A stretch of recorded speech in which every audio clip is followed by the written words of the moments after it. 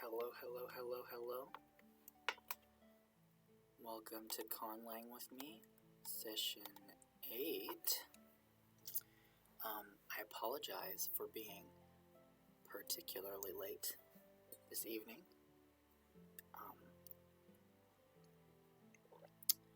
The power in our neighborhood went out for a good half hour. So,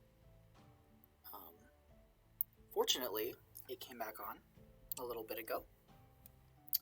And so, I'm able to stream. Hopefully, it doesn't go out again. But, we're going to have slightly less time tonight to work on this than I planned. But that should still be okay. Still should be able to make some progress here. So, today, session 8, we are going to return to the question of sourcing this language, the provenance of this language. Where are the words and other things coming from? So,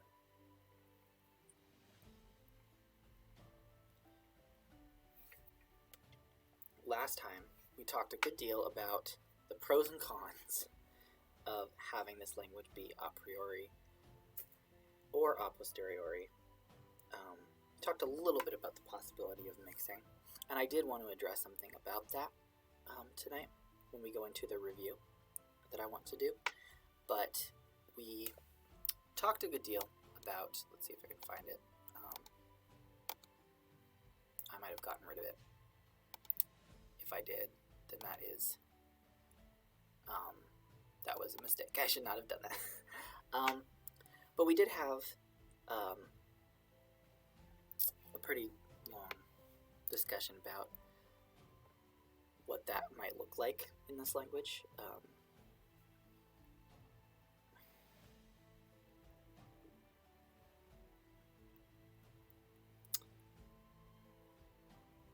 So, what we landed on for this language, and that's written in overview, I think, is that it's going to be a posteriori with words borrowed from multiple language sources rather than just one.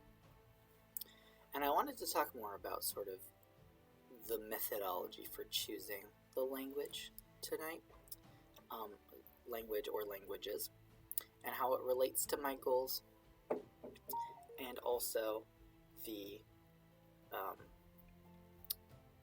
how to choose, and also how to go about taking words from them, from the source languages, how to borrow them.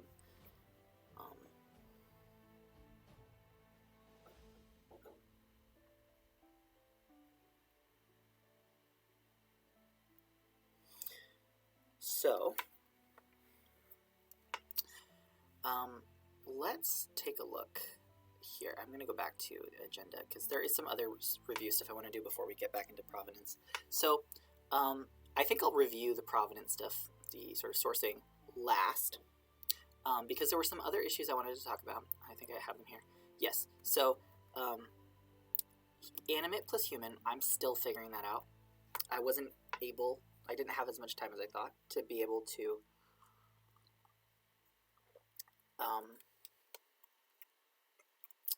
test this particular issue of human versus fauna, or if they could just be animate. I'm still leaning on the side of they could probably be the same. I need to do more examples. But the thing I did want to talk about, and that I did think about more, is the imperfective perfective, and decide on marked versus unmarked.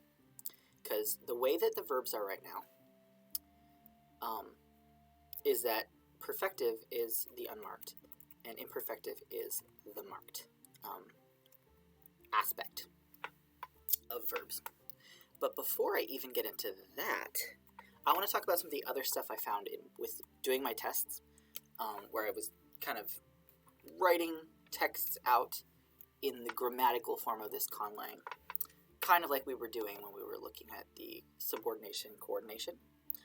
So when we were down here, doing this kind of thing. I basically took some long texts of the kind that I would be sort of working with or writing with this conlang, anthropology type stuff, to kind of see how it would look, what issues might arise with, say, the way that we talked about coordinating conjunctions, for example, and the way that we're doing noun clauses and adjective clauses, and just adjectives in general. And there were some things that kept coming up that I noticed.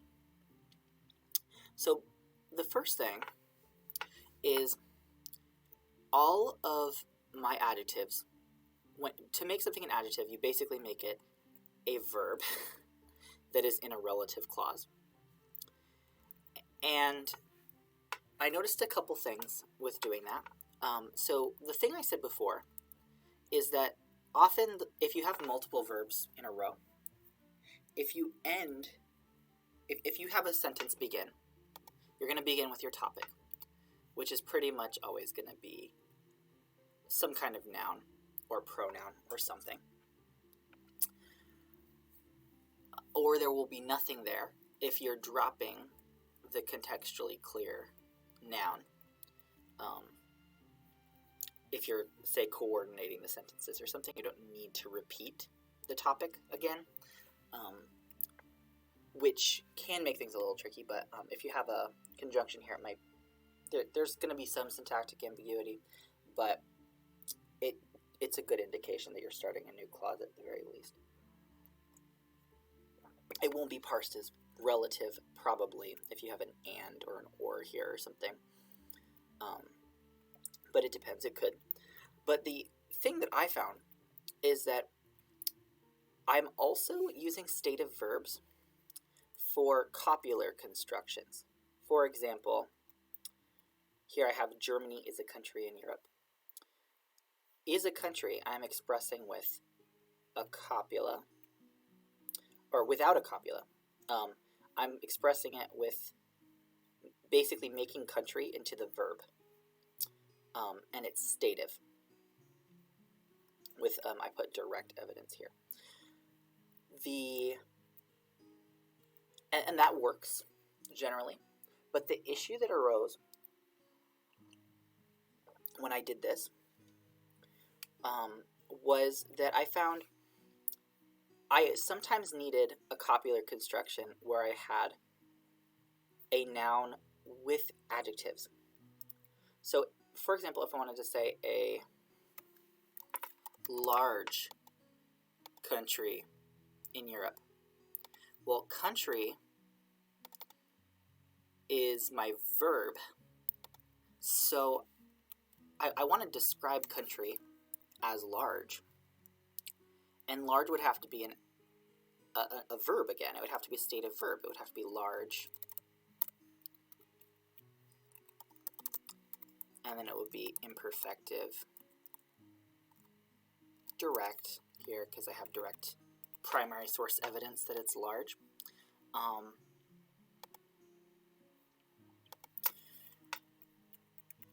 And so the issue I have here now is that I have two verbs in a row, and there's a pretty big ambiguity now. Semantically, it's not particularly ambiguous, but it's a big syntactic ambiguity, which is that large could be my main verb. Like the country Germany, the Germany which is country, is large in Europe. It's large in Europe, but maybe not large elsewhere. Now, that doesn't make logical sense based on the semantics of my sentence. Like, the meaning doesn't make sense as anything other than probably country being my main verb. However, I can imagine plenty of scenarios where this would be ambiguous. And I came across a lot of these situations. And I tried some different solutions. The first one I tried was having some kind of attributive marker for attributive verbs. Basically, it marks a verb as an adjective, which felt kind of redundant in the sense that if I'm going to mark my adjective verbs as adjectives, why not just have them be adjectives at that point? And I didn't like that because I was needing to use them whenever I used a verb as an adjective, which was relatively frequently. Then I thought I could have a copula, just a plain copula, and I don't hate that option. I might go back and decide I want a copula, so that's still an option. But then I remembered that there will be something that distinguishes the matrix verb here.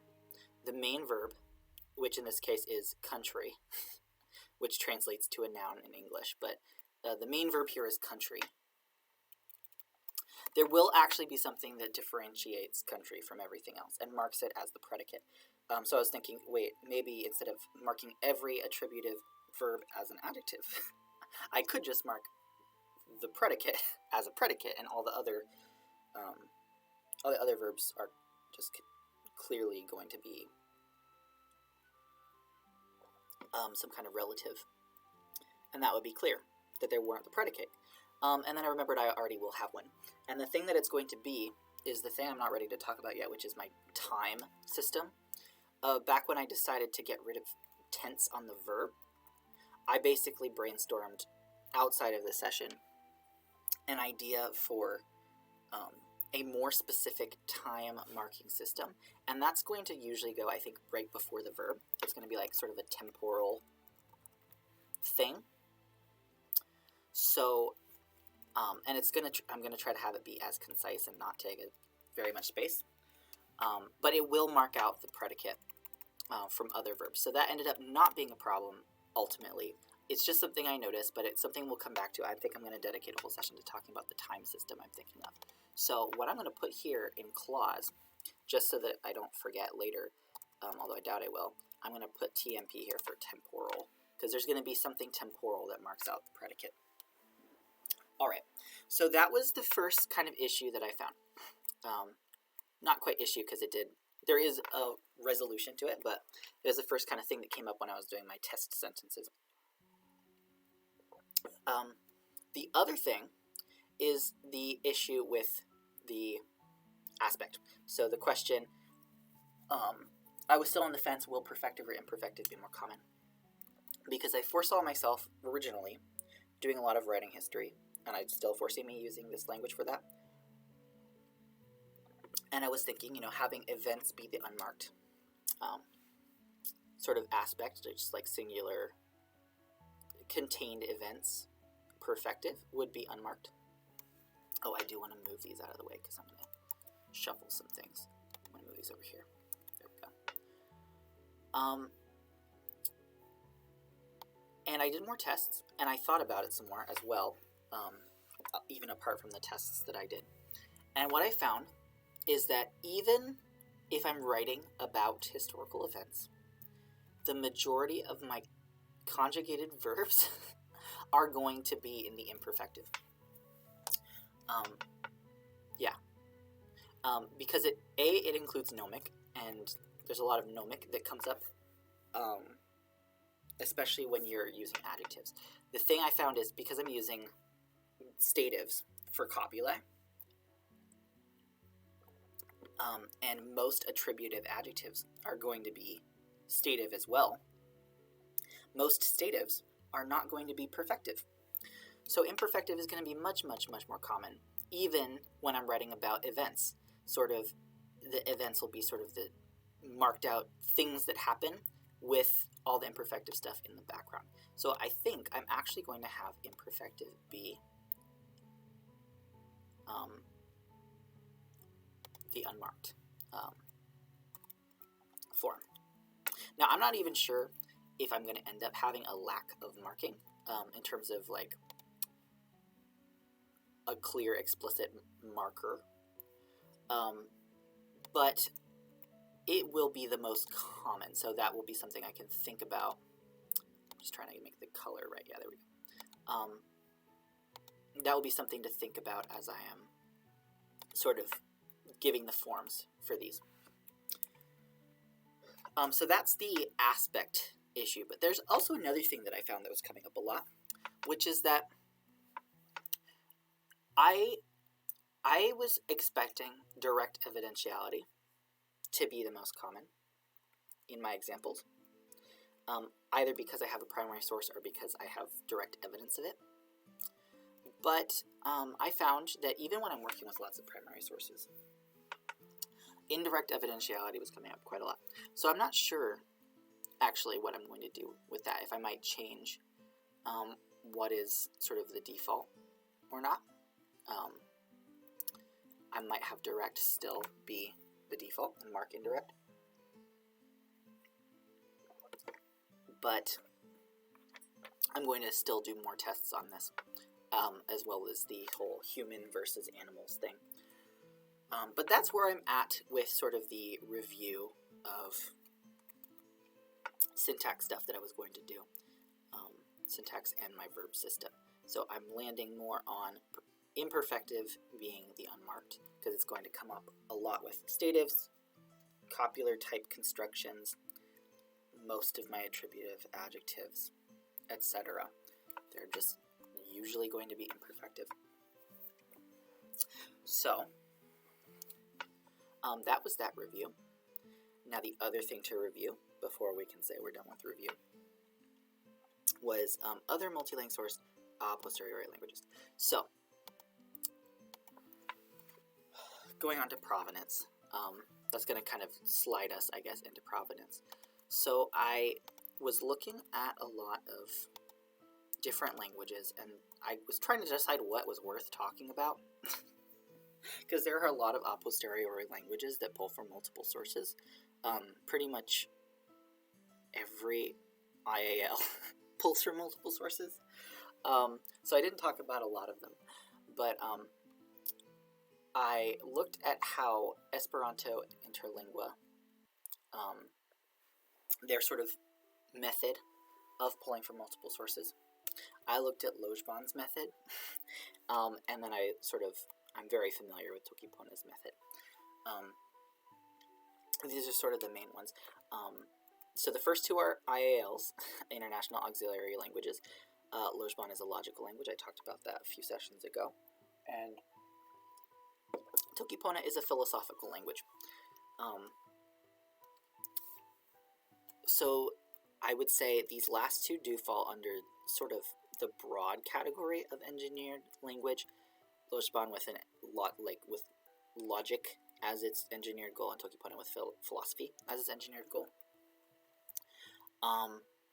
And then Esperanto and Interlingua are auxlangs, auxiliary languages. So they have different goals. My language is going to be, we decided it's an eng-lang, but it's also personal. And yeah, the spelling of this varies, so I also go back and forth with whether or not I put an E there. I think I like it better with an E. I don't even remember what I put with overview. Yeah, I just spelled it out. It's probably the best way to go.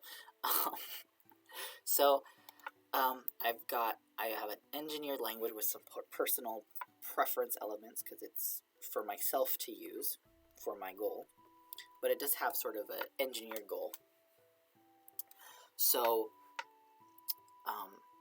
the point of me sort of doing this here wasn't to list this is just kind of for me to remember, but I wanted to talk about how these languages got their words. Like how did they decide what words should be in the lexicon? And Esperanto and Interlingua have a pretty similar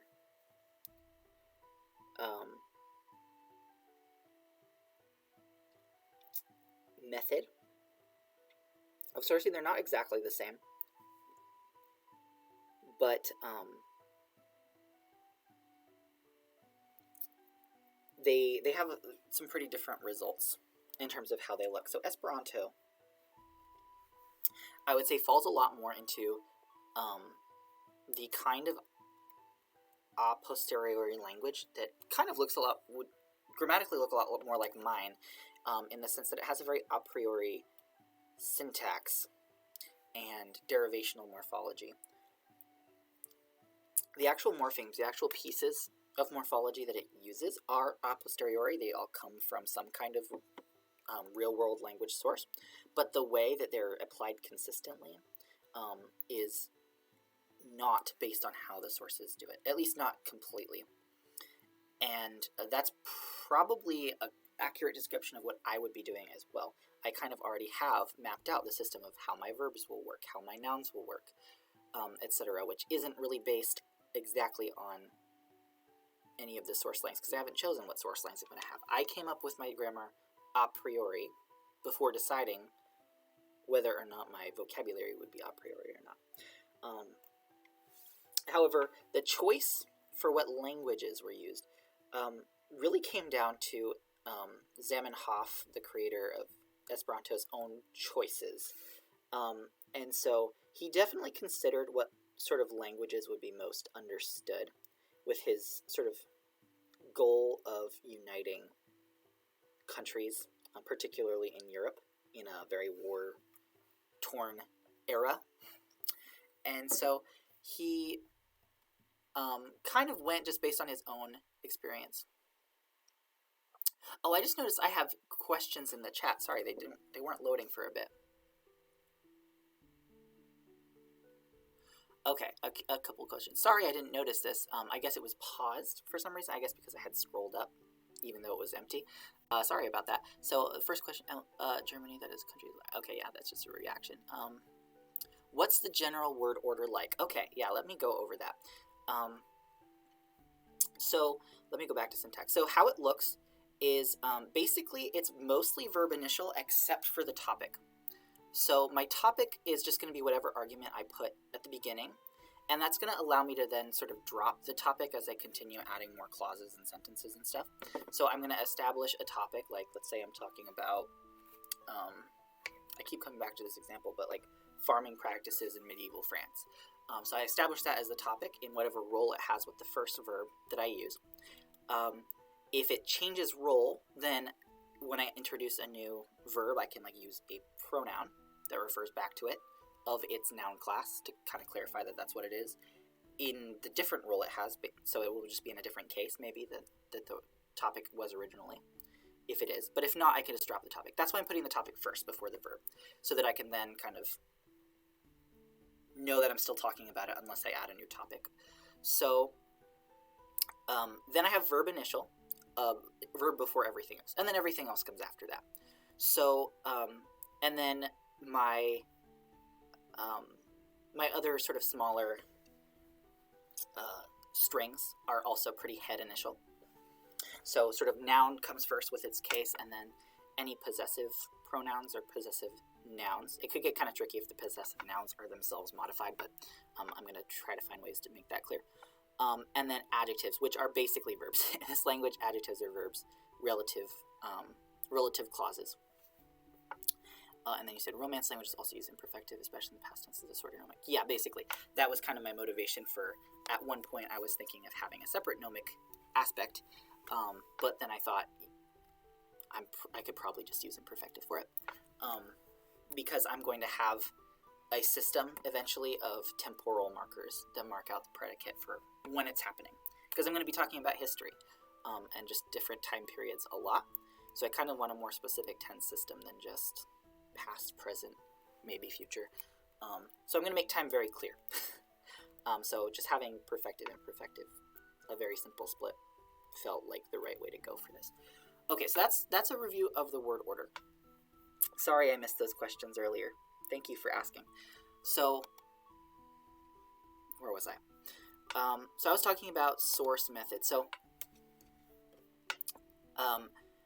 Esperanto, the choices were kind of just based on A, what Zamenhof was familiar enough with to pull vocabulary from, which is also the kind of thing that's going to be motivating my choice. But also, oh yeah, no problem. I love getting questions in the chat. Very, very appreciative. So, so Zamenhof was partially motivated by what he was familiar with, but the thing that mattered most to him was that they would be words that multiple people from multiple European countries would be able to understand, especially European countries. But the sort of side benefit he kind of saw, as far as I know, is that it wouldn't just be limited to Europe necessarily because of colonization. A lot of people around the world are familiar with European languages because of colonization. So he mostly stuck with Romance and Germanic, like a sprinkling of Germanic roots for his words, and there was some Slavic influence as well, and there's the occasional other word.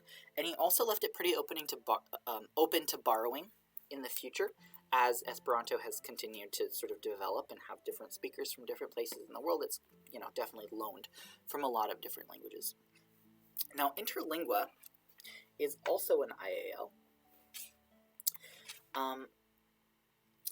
but its sort of methodology is a bit different in that they went a very much more regimented route for deciding how to choose words. So what they have are control languages, which are these 4 Romance languages here, plus English. And then they have 2 secondary control languages, which are German and Russian. So what they'll do is when they're trying to decide what word to use for a given idea, the creators of Interlingua, who are, I guess were, because it's quote-unquote done. They're not still making it, but people still use it, and things get added still.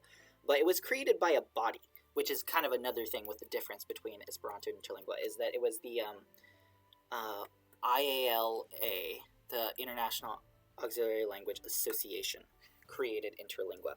And so they had like a sort of committee of people making these choices rather than just one person. And they used these control languages. I don't know why I didn't write English here, because it's these 5 Romance languages plus English. And then there's German and Russian. So what they'll do is usually they'll start with like some kind of Greek and or Latin root to see if that works as sort of the base for a word. They'll check if these 5 languages have it, and then they'll kind of double check German and Russian to see if they also have it before they choose to keep it. Now, there are definitely some words from other languages in Interlingua, words from Arabic, words from, if I'm not mistaken, there's words from Finnish and Japanese in it too. But usually it's words from other languages that are recognized by speakers of these 5 languages. So if there's some kind of loan for a culturally specific thing that comes from another language, that's fine, typically. It just needs to be recognizable to speakers of these languages. So that's a kind of different method for creating the language. The other thing is it's slightly less sort of regular and a priori in terms of its grammar than Esperanto is. Esperanto has like all parts of speech very neatly regimented by like form, and you can always kind of tell what part of speech something is based on how it ends, and there's very little syntactic ambiguity. Interlingua has a little bit more variety in terms of the forms that it can have for things. Marking for certain functions, especially derivation. There are different allomorphs, so different forms of the same affix, depending on sort of class or even just a variation, just because. Now, Esperanto has a few of those too, especially with places and languages and adjectives to do with places. There's some allomorphy as well, but Interlingua allows it a little bit more freely because recognizability is one sort of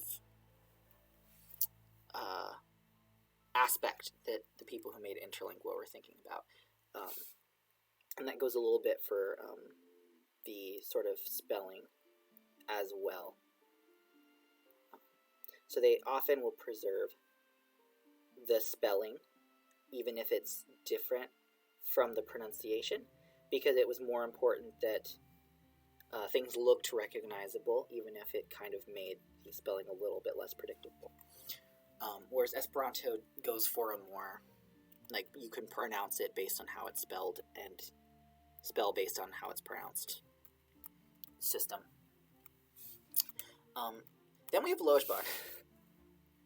And Lojban is its own beast. It has a very a priori grammar. It's very based on, I guess, it's not necessarily a priori, it's based on languages that exist. They're just programming languages. I don't remember which programming languages inspired the grammar. I guess it was just theories of predicate logic that apply in a lot of different languages. But the vocabulary also kind of went with the IALA's idea of having control languages. So Lojban has 6 control languages, but the way that it works is very different. How it works is Lojban has a sound system that they sort of decided upon for their language.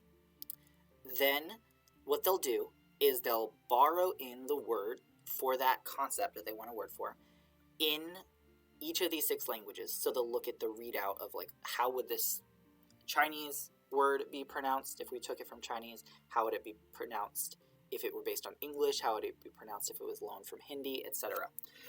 And what they'll do is they'll try to split the difference phonemically between the different forms.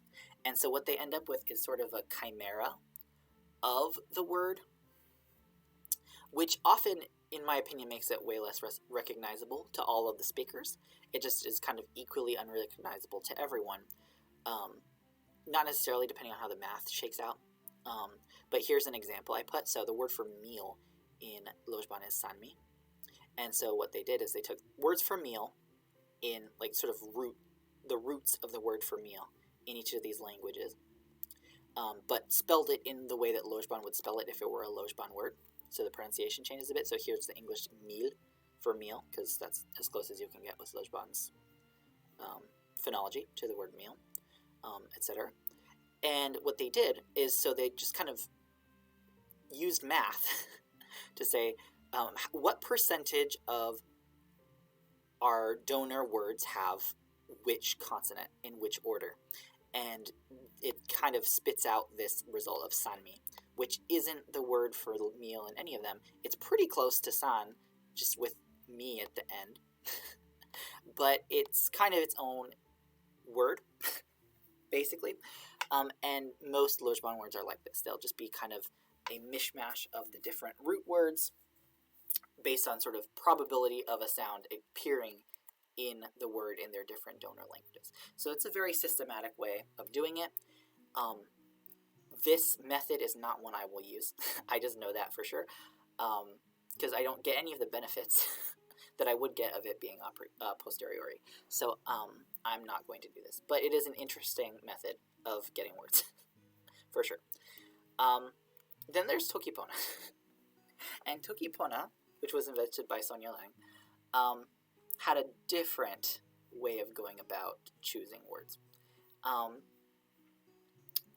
So the languages that contribute to Tokipona are basically languages that, and this is also pretty similar to my situation with this conlang, but they were just basically words, or not words, the words are basically from languages in which Sonia was interested at the time that she created Tokipona.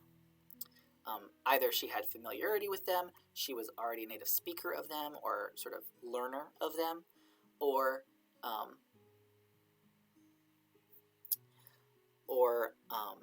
was studying them or wanted to study them, or just found the word in the source interesting. Sometimes it was from a language that she didn't know. There are some words from different languages that she wasn't particularly proficient in, but was still interested in just as a linguist. Yeah. Oh, I got another comment. Lojban is like the middle ground fallacy, if the middle ground fallacy were a language. Yeah, arguably. I don't think their goal is to be recognizable, though. That's the thing. Like, if their goal was to be recognizable to everyone, then yeah, this would not be the way to go about it. This would be kind of the middle ground fallacy. I think they just wanted something that I guess, sounded unique, but had roots in something that was based on real languages. I feel like Lojban would have benefited from just being a priori at that point, because there's often this kind of is a rare case where it looks super, not rare. There are plenty where you can kind of see parts of a word, but I feel like it would have just benefited from being straight up a priori if they were going to go this route. But I guess it's fun to do the math. If you are the kind of person who would want to speak or use Lojban, you'd also probably be the kind of person who'd find this kind of computation fun. I can definitely see how it would be fun to do. But yeah, if you want to be recognizable, Interlingua probably had a better route than Lojban did. So with Tokipona, it was just kind of, because it started as a personal language, it is a philosophical language in terms of its goals, but it was also personal. It was meant for Sonia at first, and then she ended up sharing it with other people, and other people liked it, and here we are today with lots of Tokipona speakers. But in terms of the etymology, it's pretty idiosyncratic. I think, I used to have a pie chart. I think it's on the Wikipedia page for Tokipona. There's a pie chart of which languages are most represented in the Tokipona vocabulary, and I think I think my ordering is based on that. So it goes in descending order: Tokpisi, which is a Creole spoken in Papua New Guinea. We got Finnish, Croatian, Esperanto, Dutch, French, Akkadian French specifically, and then English. And then it goes down from there. There are more source languages. So she just kind of based it on languages she was learning, languages she knew, languages she was interested in, and languages that kind of fit the vibe of the sort of Taoist philosophy that she was molding Tokipona around. And the way that she decided the form of the word was kind of like what Lojban does before it mashes them together. So it's kind of the same process. I don't know that this is what she actually did on her, when she was making it, on whatever device she was using, on paper or computer, when she made it. But basically sort of the process is similar, where Tokipona has a very minimal phonology. You take your source word, put it into the phonology, kind of like Lojban does, and instead of merging them all together, you just kind of choose the one that sounds the best, whichever one sounds aesthetically most pleasing, or maybe based on the etymology kind of has the vibe that you want to go for with the word. Of course, it's always going to be a little different than the etymology because you're borrowing it rather than just, it's not going to have the same semantics, especially because Tokipona works very differently. And my language will work differently than the source languages, most likely, that I'm using. So, but it is ultimately kind of a question of aesthetic. Which one do you like? So if Lojban were Tokipona, they would have done this, the readout for meal, and then they would have just said which one sounds the nicest for meal and which one maybe has the nicest vibe for meal. And they could have chosen one. Like they could have gone with Bojan, or they could have gone with Ida or something like that, or San. So that's kind of how Tokipona's sourcing method goes. You kind of choose. I know, actually, for a fact that Sonia does this. Your team Eda. So if you were making Lojban, if you were in the logical language group, you would have picked Eda. Russian. Yeah, Russian is cool. So that's a good choice. I don't know if that's exactly what Sonia did. Like, I don't know if she considered all of her source languages and wrote them all out and then picked one, or maybe she just thought, ooh, I like if she came across, I don't know, the word for big or important, maybe she thought, ooh, it could be this, but it could be this if it came from this language, and she ultimately landed on Finnish's suri for suli. So she probably just mentally did that for Tokipona because it was personal. But I know for a fact that she was working on an interlang called Umin, and she did exactly this. She had source languages she was considering. She listed them out, and she also even did numbers on like which, kind of like Lojban did, numbers on like which one was most recognizable. But from my memory, she didn't do the same sort of chimera approach. She was just kind of thinking like which one is most recognizable with the most sounds from each of them. I don't actually know the status that Umin is in right now. I don't know if she abandoned it or if she's still working on it. Last I checked, though, she had like a kind of small dictionary. But that's basically the method she's using for Umin. So the question is, what do I want to do? And I'm not sure. I'm still not sure. I think in terms of my goals, my goal in terms of the vocabulary, the only one that's kind of dictated, that kind of dictates the choice, is that my words meet these goals, that they're particularly useful in the humanities and social sciences, that the detailed information is compact. So maybe I wouldn't want to choose like a very long compound in one of my source languages. I would probably want to pick a concise word for the thing that maybe would be a compound or a very long academic compound in English. And then I like the sound of it. That's the other thing. Because it is partially personal, I do get to kind of pick which ones I like the best sound of. But in terms of actually going about doing the readout of these into my language, I think what needs to happen is I need to decide on some kind of phonology and kind of do something maybe similar to what Lojban and Tokipona do. Give the readout of what the loans would be in each source language, and choose the one that, based on maybe meaning, compactness, maybe instead of recognizability, but compactness, and aesthetic, I can choose which word I want to be the word in my language. So that is probably the best way to go about this is to, I think I'm going to write this down.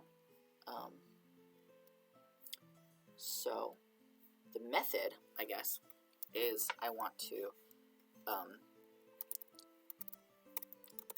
give readout of loans from each source language and elect based on... Oh, goodbye. Someone in the chat is signing off. Thanks for being here. And the recording of the rest of the session will be on YouTube probably by the end of tonight. So if you want to see the rest of the session, go ahead and check it out there. The link is on Twitch. Good night. All right. I'm waving at my computer as if my camera is on. It is not. We don't do camera for conlang with me. I do have my camera on for Yesterlore, though. All right. So give readout of loans from each source language and elect based on A, because I do want to put them in the descending order of my goals. A, compactness, and B, aesthetic. Cool. So that's how I'm going to do it. So in order to have a readout of the loans, I need a phonology. So I need a phonology before I can loan the words. But in order to decide my phonology, I first probably need to figure out how big my phonology needs to be. And there are a couple considerations I have for that. One is the stuff I talked about before, like how many consonants I need to be codas based on my case system that I want, how many vowels I need based on my verb system and my noun class system. So I can use that as part of my decision for how many phones, like contrasted phonemes I want in my sound system. But the other thing is I want there to be some level of distinctness between the sounds based on my donor languages. So I would also need to look at the phonologies of my donor languages to kind of decide what I'm comfortable merging. If my donor language makes a contrast that my phonology will not, that's some lost distinctiveness and maybe even lost potential for a separate word. And so I want to think about what I'm comfortable merging based on my source languages. So I can't really have, even though I can't start loaning from my source languages until I have a phonology, I don't want to make my phonology until I know what my source languages are going to be. So that brings me to, what are my source languages going to be? And I thought about this a lot. And what I listed here are not what the source languages are going to be. I have not decided yet. What I listed were possibilities based on the criteria I talked about last time. I talked about languages. So I think it is on my agenda somewhere, actually. I think it's under provenance too. Yeah. Which source languages? Languages I'm familiar with, and languages I'm learning / want to learn. Even if I don't know it, part of the benefit of using it as a source language is it gives me some familiarity with the language, and then that can help me learn it by using this language. It can kind of be a little bit of training for the language I want to learn. Of course, it could also maybe confuse me, but I'm not too worried about that. So, languages I'm familiar with and languages I'm wanting to learn. And what I did is, instead of list individual languages, I did list some that I think could be good candidates for source languages, potentially. But what I did instead was, for the most part, I did families of languages. Because the other thing is, I want my languages, or I want this language to be able to describe lots of different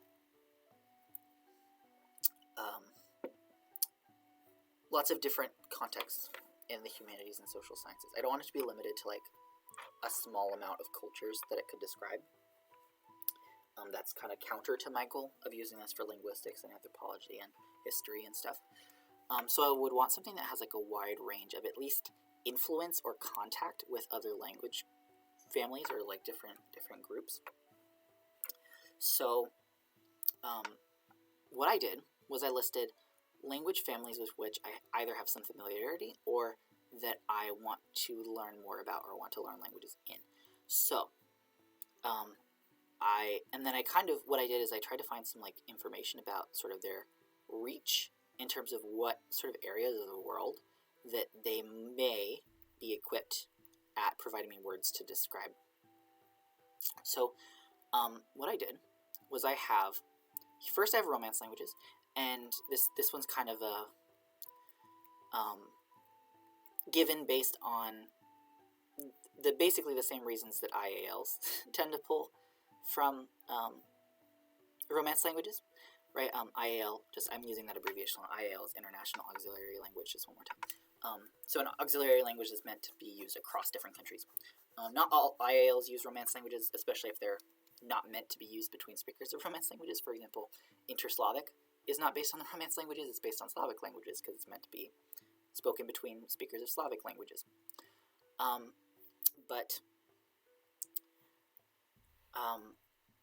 I did put Romance languages here because I am familiar with some Romance languages and speak some. But they also, for the same reason that IALs use them, might be good candidates for roots. So, what I have here, what I'm redirecting to, is a map of places in the world that have a large sort of Romance language speaking population. And so we see that's a lot of the world. So lots of southwestern Europe, and of course we've got Romania and Moldova over here, and lots of the Americas and Africa, and of course lots of islands, and parts of Southeast Asia as well. So that's a lot of the world that they cover, because Romance language is spoken all over the place because of colonialism. So that is kind of an option if I wanted to do that. And sort of the obvious candidate for, I think the top two candidates for if I wanted to go the recognizability, cultural contact route, Latin would be one. That's kind of a lot of where Interlingua's motivation comes from in choosing the Romance languages that they do, is they kind of start with a Latin or Greek root that would be present in a lot of these languages. And then Spanish as the sort of most widely spoken Romance language. That's also an option. The reason I put Italian here is this is the Romance language I'm most familiar with as I grew up speaking it. But so if I wanted to kind of choose based on my own familiarity, which was another one of the criteria for choosing the language, I could go with Italian. And I still get a lot of the benefits of it being Romance, because often a lot of these languages have cognates with each other. So if a word is in Italian, there's a good chance there may be a cognate in Spanish. Most Italian words come from Latin, not all of them, but most of them do. So you still get a lot of the benefits. Same with Portuguese. Portuguese is a language I have some familiarity with, and I want to learn more of and improve my skills in. So using Portuguese as a source language would, help me with, my Portuguese vocabulary. So that would be kind of the side benefit of using Portuguese. And I also like the sound of Portuguese. I like the aesthetic of the phonology. So that is why these are on here. However, in general, my goal isn't to be an IAL. While I do want it to be sort of widely applicable to lots of contexts, I also personally, this is a personal language, I personally am not particularly wanting this language to come from a Romance language. I kind of just feel like I want this language to be different because there are other contexts in my life where I use Romance languages a lot. And I don't feel that I need to also sort of inject a bunch of Romance language vocabulary into this language, as much as Latin or Proto-Romance would be useful and give me some sort of good vocabulary, potentially, for linguistic and anthropological concepts. I'm kind of feeling a no, or like leaning no. I'm going to actually italicize the no. Leaning no on Romance. Now, the other thing I thought about is that I want a language with a good amount of already attested vocabulary, specifically in linguistics, and maybe even anthropology. And I personally, in terms of the fields that I work in, I work a lot with ancient and medieval stuff, as you might know, if you have ever watched my Yesterlore streams. That's the kind of stuff I'm super into. And so a language that kind of has that context would also be nice, or at least has roots in that context. So, like, for example, Latin might be a good choice, because I deal with a lot of ancient and medieval stuff. There's Latin vocabulary for. And then obviously the other thing that comes up when you think about that in the sort of Western European influenced world is ancient Greek, and that's another language that I have familiarity with as well, so it meets kind of both of those criteria. It's also been a while since I've done a lot with Greek. I kind of miss using Greek, and so I put it here just because I'm interested in Greek. And what I have here, this is a map of the ancient Hellenic world, the Hellenistic Kingdoms. This is circa 301 BC. So this is sort of not even the entirety of the reach of Greek in the ancient world, which obviously isn't quite as big as, say, the Romance languages. But if we go back to the Romance thing, Latin, which is the source of like all of these Romance languages, I don't know why I was going to say Latin's the source of all of them, has a lot of Greek loans. And so as a consequence, all of these Romance languages have a lot of Greek loans. So even if I don't do Romance, if I do Greek, there's still a lot of connection with Romance if I do have Greek as a source language. And it also has this sort of antiquity. There's contact with Egypt, there's contact with Mesopotamia and the Levant and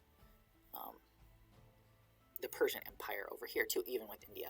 So if we sort of compare that to here, that's filling in kind of a lot of this area, at least in the ancient world, is filling in a lot of this sort of region that's not really covered directly by Romance languages. So Greek is a candidate, and unlike with Romance, where I have a lot of other contexts where I'm using Romance in my life, I miss using Greek. I haven't used Greek in a while, and I really like Greek. And if I were to choose a kind of Greek, the kind of Greek that I did the most work with has been sort of Attic, classical Greek, and some Homeric Greek, and some other dialects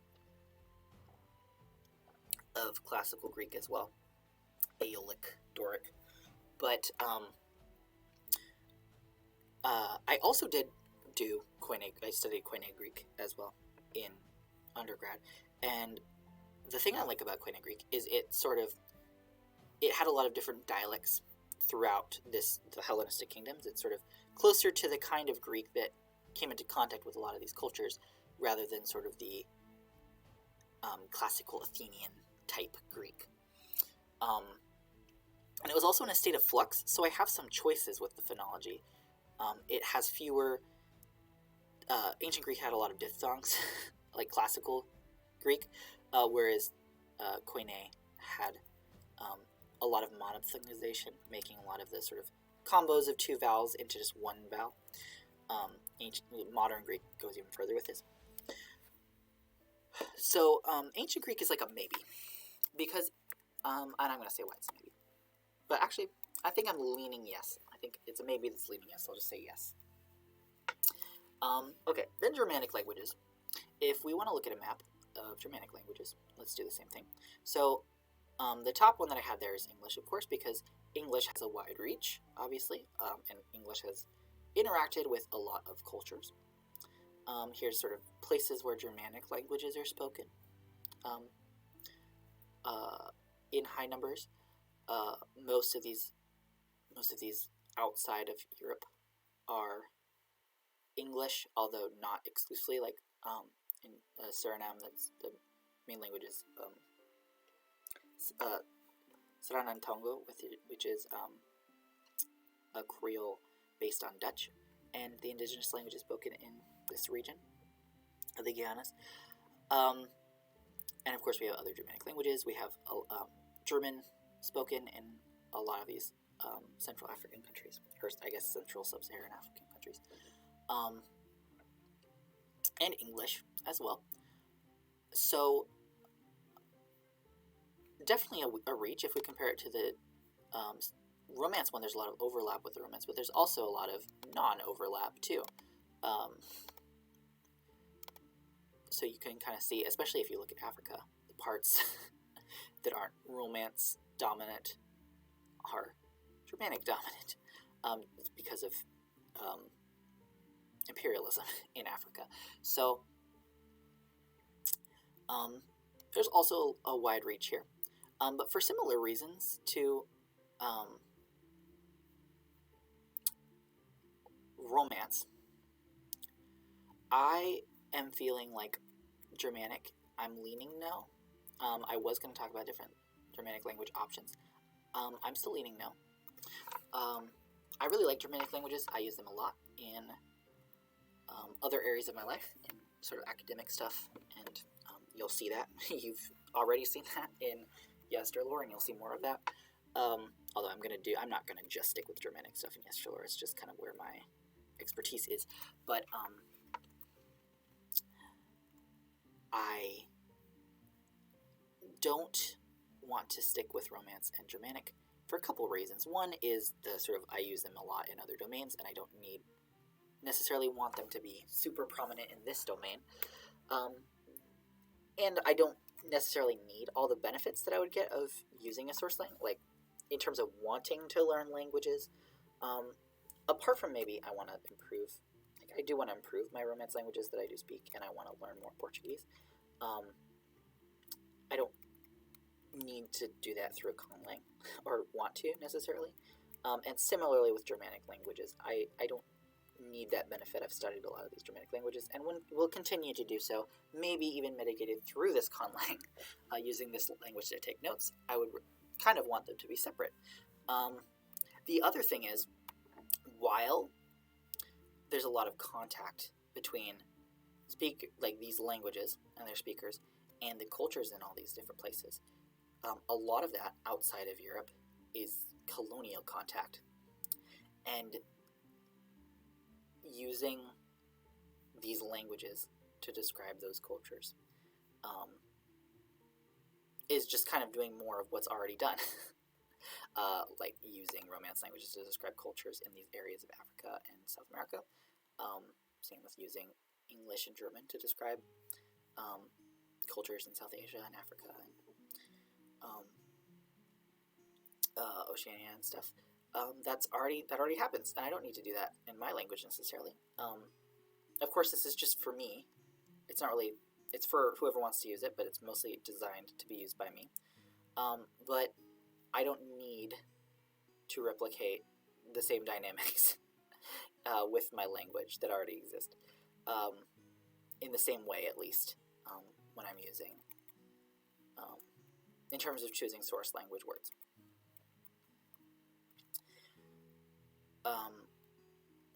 I just don't want to do that. At the end of the day, it's just for fun and it's just for me, but I don't want to do that. It doesn't sound fun. Moving on to the next sort of pool here, I wrote Austronesian languages. which is a very big family of a lot of different subfamilies of languages. And I only wrote 2 here because of the criteria of either I am familiar with it or I plan on studying it. I have some familiarity with Hawaiian, and I am still studying it. And I have very little familiarity with Tagalog, but I want to study it. And so these could be sources for vocabulary in my language. And they're pretty distinct from these 2 language families that I've looked at so far, which is a potential benefit. Now, I'm already studying Hawaiian. Hawaiian has a very small phonology, and when I say small, I just mean there aren't a lot of distinct consonants, and the vowels that it has are pretty common. It has a 5-vowel system, but also has vowel length. And I love how Hawaiian sounds. But the familiarity I have with it makes me a little bit less wanting to use it as the source. Now, if I were to use an Austronesian language, I'd probably want it to be Tagalog, because I want to learn Tagalog at some point in the future, and this will probably be a little bit of a push for me to want to do that more, because I'm going to need it as a source for vocab and potentially even grammar pieces too. I'm going to close some of these tabs that I have open. So here is a map of Austronesian languages. Now, the Austronesian languages family is huge, and you often won't find as many cognates between each other as you would, say, in a, say, the other families I looked at, because Austronesian is a macro family. Germanic and Greek and Romance are all Indo-European languages, and I'm going to look at some more Indo-European language families too. They're all Indo-European languages, so they are in the same macro family, but they're not as similar to each other, or they're not as similar across, like, Romance languages aren't as similar to Germanic languages as they are to each other. Austronesian languages, Austronesian is a macro family, kind of like Indo-European is. There aren't a lot of recognizable cognates, for example, between Tagalog and a Polynesian language like Hawaiian. They are related languages. They have some roots in common, but they have very different syntax, morphology, and phonologies, and so they're very different from each other. It would be like comparing a Slavic language potentially to a Celtic language. They're very different from each other. They might have some roots in common, but their grammars are different, their phonologies are different, their vocabularies are different. There's just common roots here. So this map doesn't have the same kind of meaning that the other maps I looked at are, because people who are familiar with a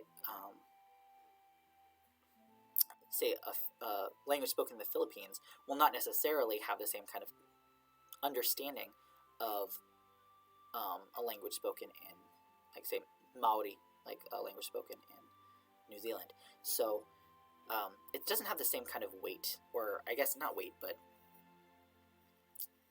meaning as the other maps did in terms of recognizability of vocabulary across places. This is just kind of a map of the expansion of, or sort of spread of Polynesian, Micronesian, Melanesian, just all the Austronesian languages from what is assumed to be the ancestral sort of area where the proto-language was spoken, which is what is now Taiwan. So there are Formosan languages in the family of Austronesian that are still sort of evidence for in Taiwan, but the language is spread from there, is sort of the working theory right now. Now, the time periods here are controversial. There's a lot of debate about the time period when these spread, and there's a lot of research still ongoing about this. But if I were to choose one, I would probably choose Tagalog because I want to learn it at some point. It also has more distinguished phones, I guess, phonemes than Hawaiian does. There are more separate sounds that I would have to work with than Hawaiian does. Not that Hawaiian doesn't have great sounds, but it maybe doesn't give me as much as I want. So I'm going to say maybe like leaning yes to Tagalog, but I'll think more about that. Then I have Iranian languages here. And I think this is just purely here because of familiarity and desire to learn.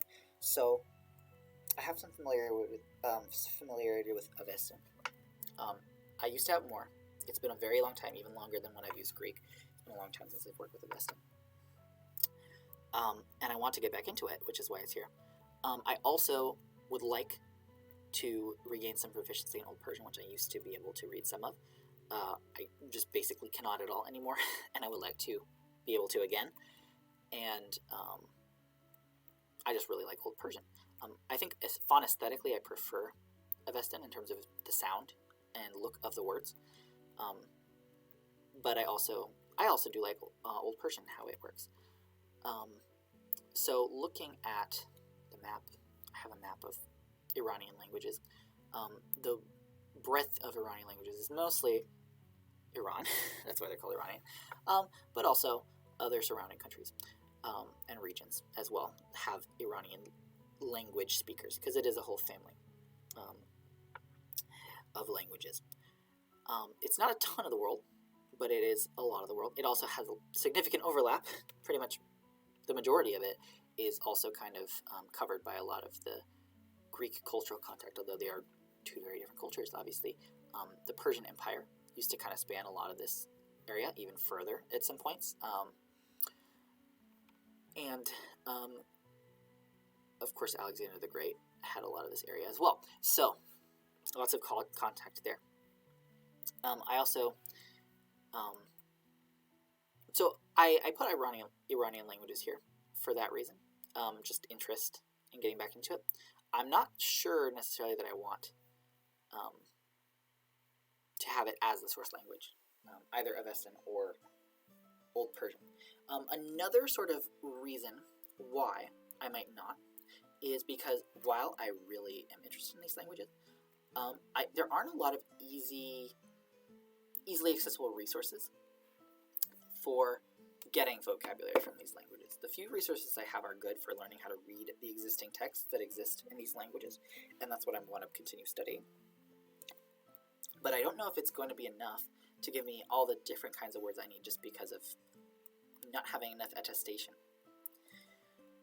Of course, in those cases, I can say, okay, I can't use an Iranian source for this because XYZ.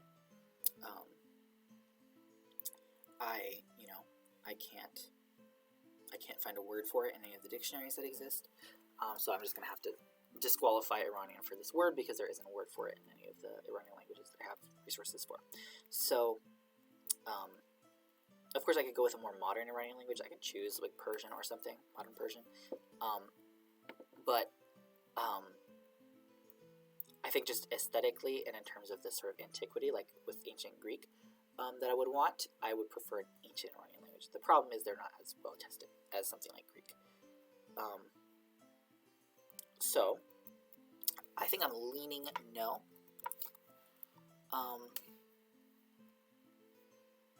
And the other reason I'm sort of leaning no words with Iranian languages, as much as I really am interested in them and want to learn more about them, including modern Iranian languages. There are some that I have interest in learning, particularly Persian.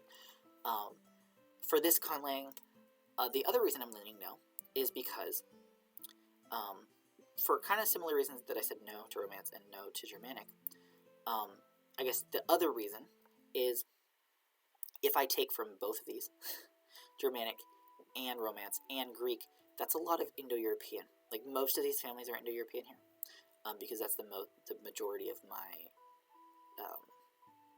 familiarity. I've mostly studied Indo-European languages. There's some that not every language I'm studying or am interested in is Indo-European, but a lot of my prior experience is, and that's why they're a lot here. But I kind of don't want to have a bunch of different Indo-European families here. So if I'm going to stick with Greek, I kind of want to keep it to a maximum of one other Indo-European language source, if I can.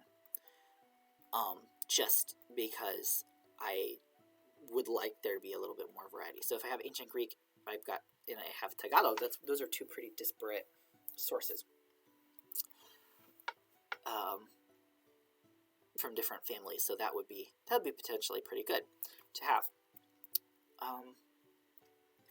And if I were to pick another Indo-European language, there are two more Indo-European language families on this list. There's Indic languages and there's Celtic languages. If I were to, so Celtic is here is because I'm learning Irish, and I want to keep learning Irish. But if we look at a map, places where Celtic languages are currently spoken are these places, very small on the map. So yeah, not. So it's just this region here, and most of them are in a state of some level of diglossia with another language. English in these areas, and French in Brittany. So, as much as I want to keep learning Irish and studying Irish, if I were to pick another Indo-European language family, I would probably, leaning no with Celtic as much as I like it. It is very different from Greek too, which is another benefit. But I would probably want to lean on Indic languages, because if we think about it, Sanskrit is very ancient, has the same level of antiquity that ancient Greek does in terms of like having lots of words for ancient things. It also has a very like rich and specific vocabulary for linguistics specifically, which is good, although a lot of them are pretty long compounds, so that is something to think about. Sanskrit has a lot of long compound words to describe very specific things, and I would want to have more compact words. Greek also has a lot of compounds, so that is another issue as well. So I can't completely rely on that aspect of these languages. But the other thing is that Sanskrit also has a very wide area of influence and use in a lot of cultures in the world. I have a map of places where Sanskrit is used, or where there are texts in Sanskrit, and it covers a lot of the area, not all of the area that Iranian languages covered. Of course, there's this kind of area missing, but it covers a lot of that area. But it's a lot of East Asia, most of Southeast Asia, and all of South Asia as well. So that's a lot of. Sanskrit has had a lot of influence. There are loans from Sanskrit in a lot of Southeast Asian languages and in a lot of East Asian languages because of the spread of different religions coming out of India. So Sanskrit is a widely recognized language in a lot of these parts of the world. Sanskrit has... I'm familiar with Sanskrit, although it has been a while, and I would like to get back into Sanskrit. So that's sort of another benefit, is I want to get back into studying Sanskrit. It's been some time, and I like it. I like the aesthetic of it. In terms of the font aesthetic, I like the sound. It has the large vocabulary that I want in terms of talking about the kinds of topics that I'm going to be using this language for, and it is has that sort of antiquity that I talked about. So there are a lot of reasons why Sanskrit would be a good candidate. So I'm leaning yes words on Sanskrit. And the other side benefit, kind of like with Greek, is that Iranian languages and Indic languages are both in the Indo-Iranian family, subfamily of Indo-European. So there are a lot of cognates between Sanskrit words and Avestan and Old Persian words. Not like they're in different subfamilies of Indo-Iranian. There are lots of differences, lots of differences between these languages. But I'm not completely discounting a lot of the influence that a language like an Iranian language could have, because Sanskrit is not too distantly related to Iranian languages, even though it is definitely different. And it just has more of what I would want aesthetically and in terms of vocabulary and widespread recognizability compared to an Iranian language. Of course, recognizability is not one of my goals, but I want there to be some sort of coverage of cultural concepts. Now, of course, there is some of the similar issues with Sanskrit in these parts of the world, and the sort of Germanic and Romance languages in other parts of the world too. There's a little bit of that there as well. But I think using Sanskrit is a good potential option. So for that reason as well, I would like to disqualify Celtic languages, just because even though I'm going to keep studying them, I don't want too many Indo-European languages here. So far, I'm leaning yes on Ancient Greek, probably Koine. Ancient Greek. I'm going to write that. Although I'm pretty sure I already have that noted elsewhere. Koine Greek. Yes, probably yes on Tagalog, and probably yes on Sanskrit. The other two families I have here are Semitic and Turkic, so I'm going to look at the Semitic languages. So, neither of these are Indo-European, so that's good. They're both on the table, potentially, for sources of vocabulary. These are sort of places where Semitic languages are spoken, predominantly. Of course, there are other parts of the world where people speak Semitic languages, but this is sort of like where it is the majority language, whether it be Arabic, Hebrew, Aramaic, etc. Amharic. It's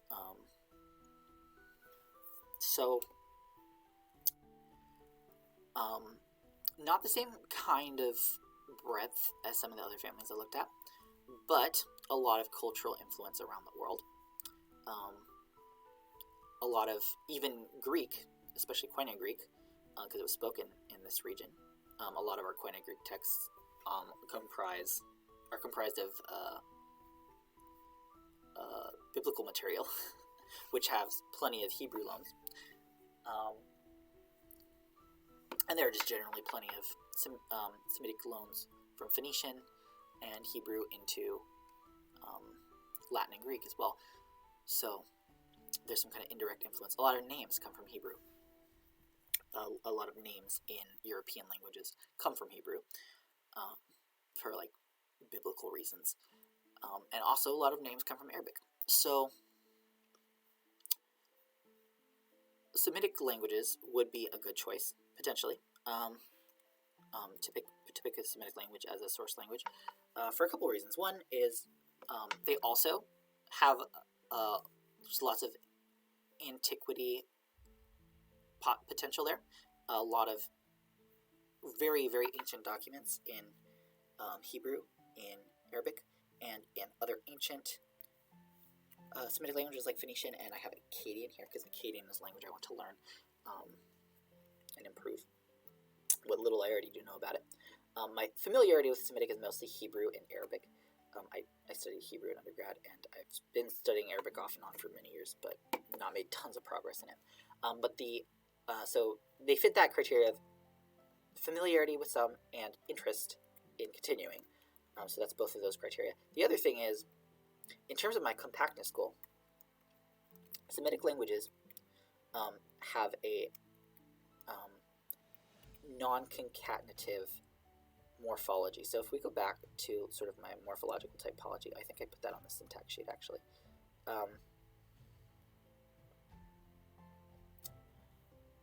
Yes, so they have a non-linear, sort of non-linear degree of fusion because Semitic languages have consonantal roots, mostly triconsonantal roots.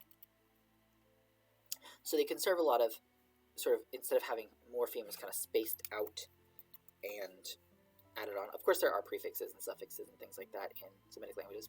There are plenty of them. But a lot of information is done through uplout and changing the template of the word. So you have your consonants and you kind of shift vowels around them, giving the word different shapes, but they still have the same root. And that kind of non-concatenativeness could be useful in this language because it would save a lot of space. So that's sort of a pro of Semitic on top of the other ones. Familiarity. The downside of using Akkadian, as much as I want to learn it, it has a similar problem that Avestan and Old Persian do, in that I would often have to disqualify it if there weren't a word in Akkadian for it.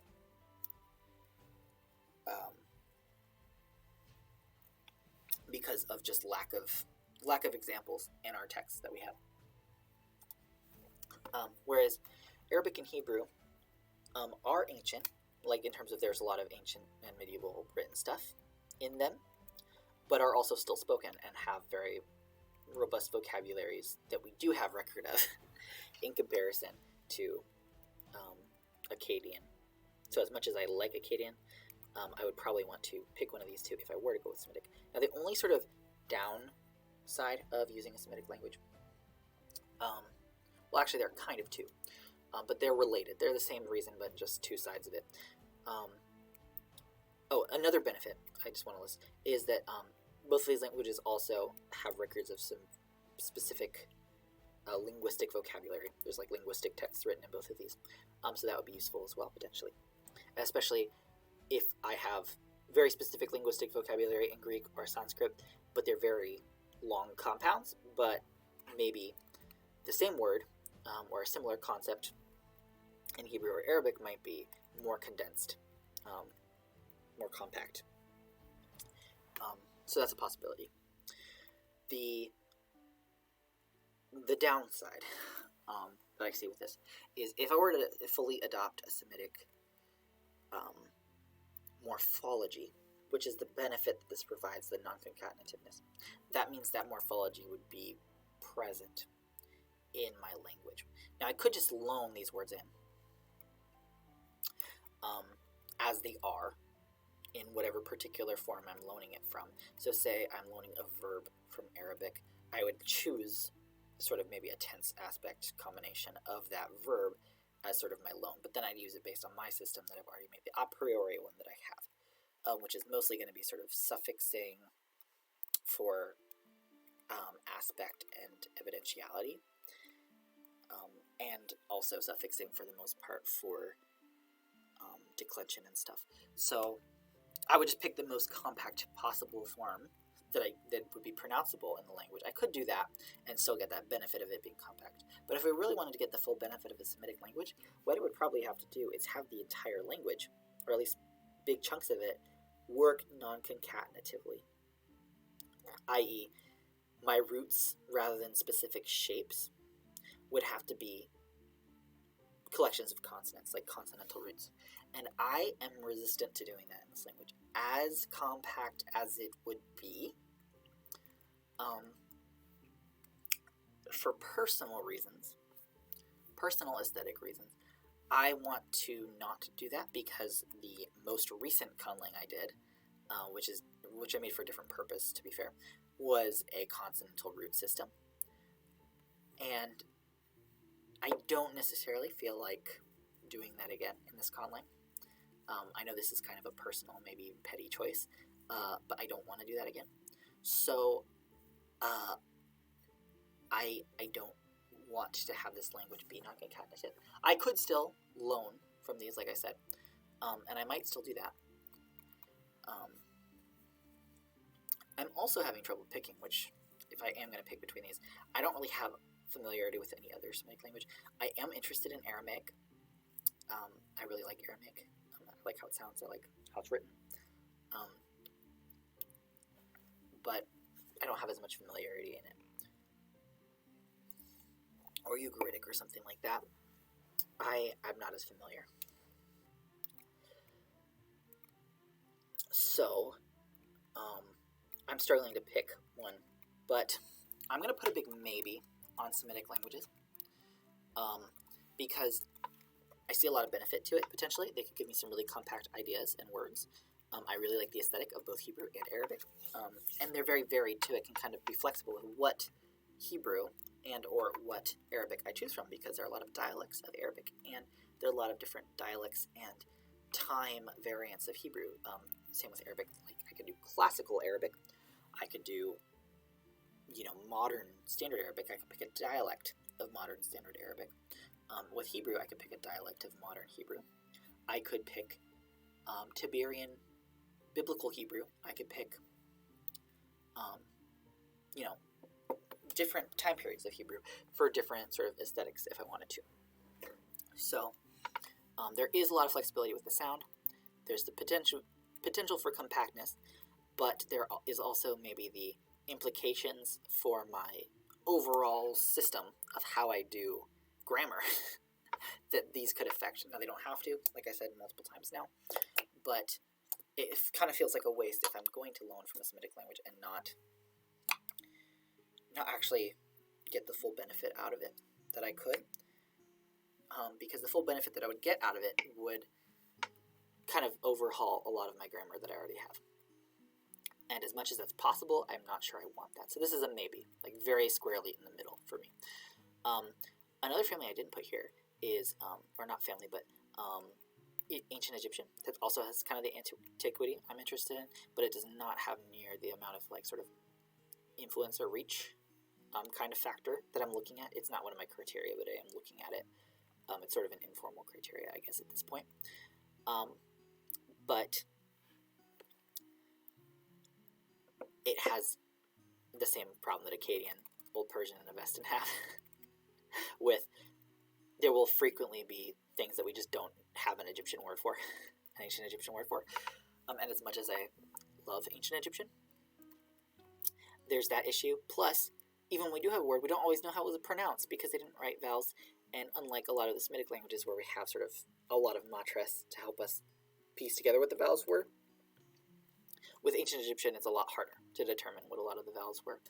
So that just sort of doubly just made me not even put it on this list.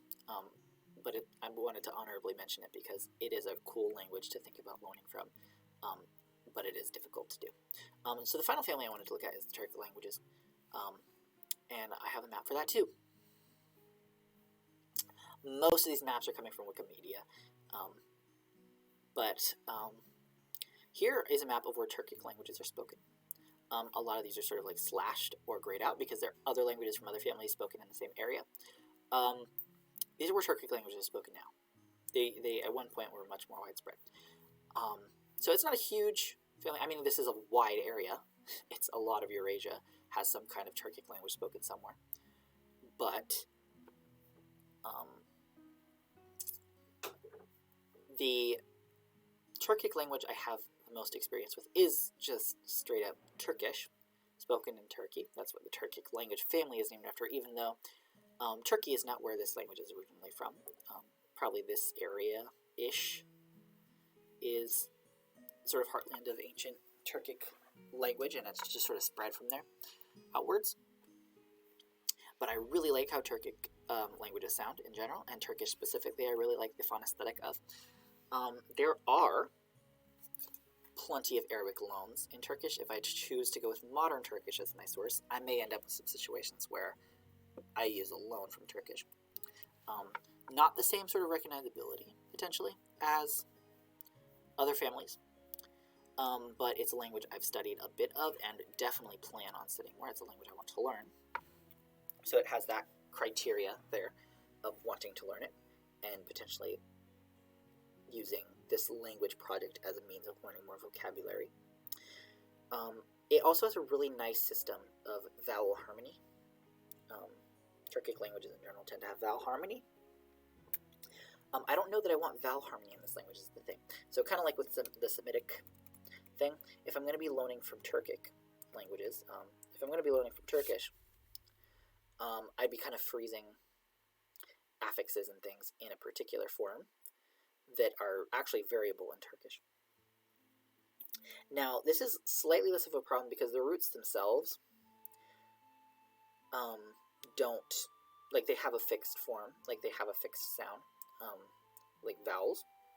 It's mostly just the affixes that undergo harmony. So if you have a word with, say, like a front vowel like E, or actually let's do A. Say your word has A, like sieve. Then if you're adding suffixes, your suffixes have like sort of a variable vowel, depending on how wide it could be, what sort of parameters of vowel it could take, and then the sort of vowel in your root determines what vowel your suffix will have. I think this is actually a vowel word. I think sieve is, oh gosh darn it, I forget what sev means. Sev in Turkish. If anyone in the chat knows what sev means in Turkish, on the off chance that that's the case, I'd appreciate it, but I at the moment I forget. I don't know why it came to mind. I know it's a word. Sev, at least. I don't know if you can say sevler, but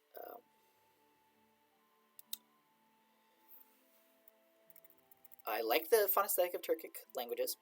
And the sort of vowel harmony thing isn't quite an issue when it comes to loading, because I'm going to be loading roots, and I might be loading affixes. So maybe if I'm loading affixes, I might end up disqualifying Turkic ones because they're too variable. They would depend. And I don't know if I want my vowels suffixes to depend. In fact, I think I know that I don't want them to, because I want them to differentiate my noun classes. So that is a con to Turkic.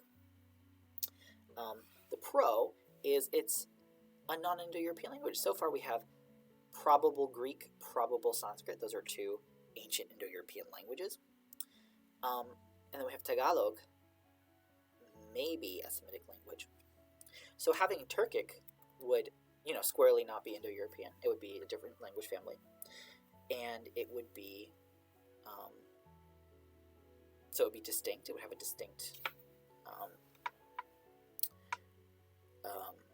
distinct, sound and distinct sort of meaning word association. There are plenty of cognates even between Sanskrit and Greek, even though they're different families. There are cognates still, especially for like pronouns and things like that.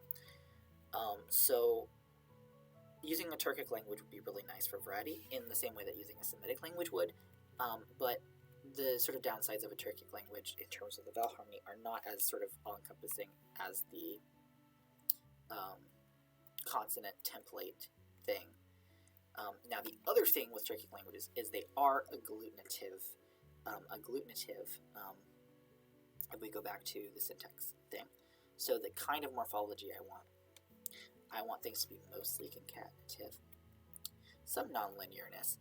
But now that I've kind of worked out more of that, I think I am landing more on concatenative, because of the way that I'm choosing to do my sort of zero derivation of sort of verbs from nouns and vice versa. I don't think I want too much of that going on with my roots. So that's that issue kind of there. The flexivity is mostly going to be in the noun class system. Otherwise, it's not going to be particularly flexive. Now, cumulative. This is kind of where the agglutination becomes a issue. So, if I go the route of having the sort of consonant plus a vowel for my noun classes that I talked about last time, that's technically not cumulative if I am then just going to add a consonant, a coda consonant for the case. They are technically separative, even though they're all in the same syllable. Because that's the thing that mattered most, is that I could keep it all in one syllable for the compactness. It could be more compact if I, say, use the vowel differences, but I talked about why I didn't want to do that last time. So even though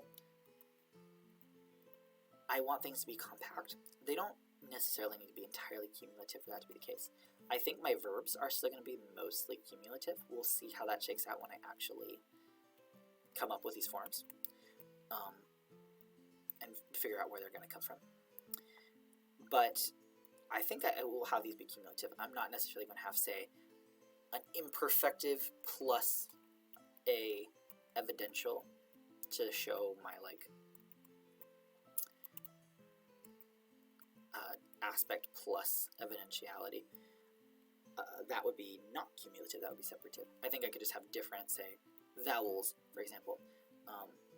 Or I could, actually no, what I said last time is that root should be vowel final, and that suffixes should probably, these suffixes should probably be consonant plus vowel. So I could, in theory, even do it here. I could even have a consonant be the aspect and the vowel be the evidentiality, or vice versa. I could do the evidentiality first and then the vowel for the... Yeah, if I did that, I could have 3 consonants. I guess 2, yeah. I have 3 consonants and a vowel difference. Or I could have no consonant. It's just whatever vowel it is imperfective. And then I just swap that vowel for an alternating vowel. And just keep that the same here, but add consonants for these two. I could figure that out when we actually get to the evidentiality. Or not the evidentiality, when we actually get to making the verb system. But it doesn't necessarily even need to be cumulative here to still be compact, because the level of compactness I would have could still be within the syllable. I don't necessarily gain that much by forcing it to stay cumulative just to keep it compact, because I'd also like it to be relatively simple and easy to generate. So I don't even think I'm necessarily stuck on cumulative. I'm just going to put that there, the little tilde there to say that it could be either. I'm not stuck there. And the reason I kind of went over here to talk about this a little bit is because Turkic languages are agglutinative, so they have most things be separative, and you have like stacked multiple different, usually suffixes, that give you each new piece of information. The thing is, they're often in separate syllables. You have like a syllable that is the tense, the syllable that is the aspect, the syllable that is the evidentiality, and it's kind of stacked like that often. And I don't necessarily want, it doesn't have to be like that if I keep things within a syllable. I would just have to be choosy about where I get my suffixes from. So if I'm choosing from Turkish, I would want to choose a part of the word that is, I would want to choose an affix that is not like taking up an entire syllable just for direct evidentiality or something, you know. I would need to think more deeply about that. But that, for that reason, we don't have to disqualify or even sort of put down Turkish for that reason. So,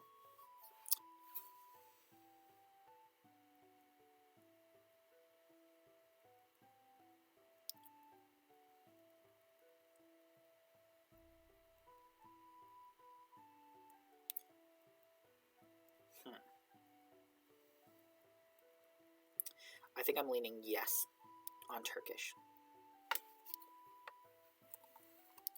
So where does that put me? That puts me with Turkish, Ancient Greek, Sanskrit, Tagalog, maybe Semitic. If I'm taking from modern Turkish, I could get plenty of Arabic loans. Greek, if I'm taking from Koine Greek, I might be getting some Hebrew loans, not to the same extent for sure. Now, I might just stick with Turkish roots and still be fine with that.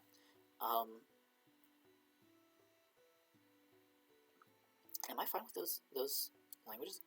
Greek, Tagalog, Sanskrit, Turkish.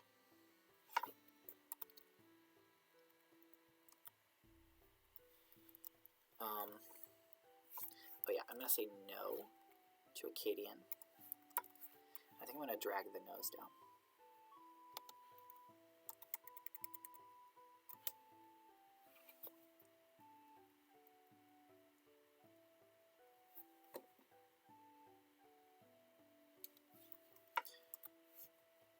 Yeah, so yes, Greek. Yeah, the more I think about it, the more I'm yes on Greek. And definitely yes on Sanskrit too. I'm leaning no on Hawaiian. But if it's the whole family, I'm just going to put that there. Yes on Tagalog leaning. No on Iranian languages. Yes on Sanskrit. Maybe for Arabic or Hebrew. You know, as much as I love Arabic, I'm kind of leaning on Hebrew, if I were to choose one of the two. I have more desire to learn Arabic, just because I spent more time in academia learning Hebrew. I feel like I have a more solid base in that a bit, whereas most of my Arabic study has been independent, so for learning it reasons, Arabic seems like the better choice. But aesthetically, especially along with having ancient Greek and Sanskrit, I feel like Hebrew is another good source language to potentially think about having.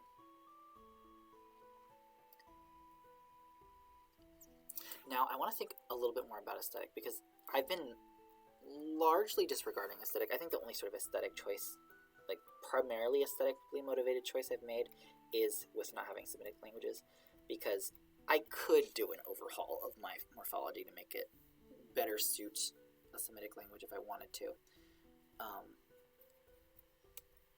I just particularly, like recently, I've made some non-concatenative languages with consonant roots, and I feel like doing something different for this language. And I like the sort of rough system that I've come up with thus far. And I think Semitic languages throw a bit of a, not a wrench, but a big complicating factor in that if I choose to go that route. But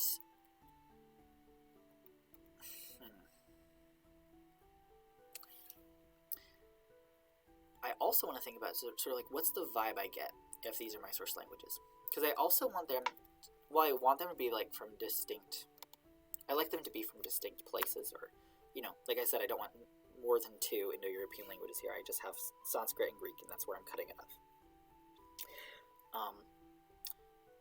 I want there to be some kind of like feeling of unity in my choices here, in terms of like, what sort of collective vibe do my source languages have in terms of like, why am I choosing them?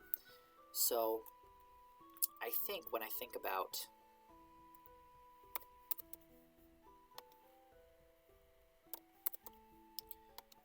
I'm just going to put dashes on all the families because I'm individually marking the yes versus no on them. So ancient Greek, Sanskrit, those 2 languages are both ancient Indo-European languages. And I think the fact that they're sort of ancient languages is what makes me sort of want to lean towards Hebrew, because Hebrew is also an ancient language. I mean, all of these languages have roots that go back super far, but there's sort of a connection in terms of like the kind of antiquity, in terms of lots of ancient written sources in these languages. To sort of maybe cross-reference and think about as my sources, which does make me think Hebrew is a good source, potentially. And I could go the route of just kind of choosing a form of the many possible forms with the consonants from Hebrew if I'm taking a root. I could choose maybe a particular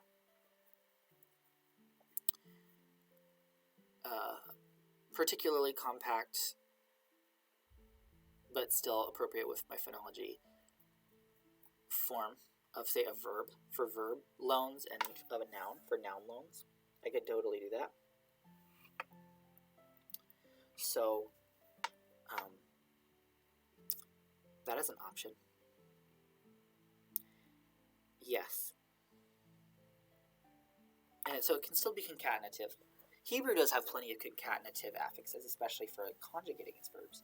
Not that I'm going to be conjugating, but I could use those conjugations as roots for my pronouns potentially. And that doesn't give me the samey Indo-European pronouns that I'm so used to. But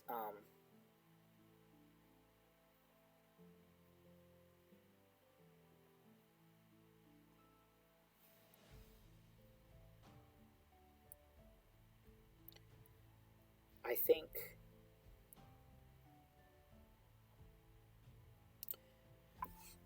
I think Hebrew is a yes, just because it's another sort of thing that fits. I think it fits the vibe I'm going for, and I'm trying to describe the vibe. It is aesthetic, but aesthetic is one of my goals.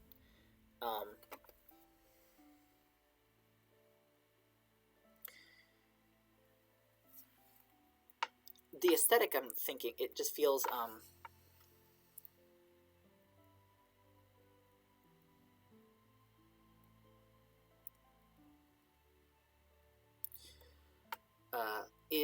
there are ancient languages with ancient document sources that I can look at, so I can have very ancient words.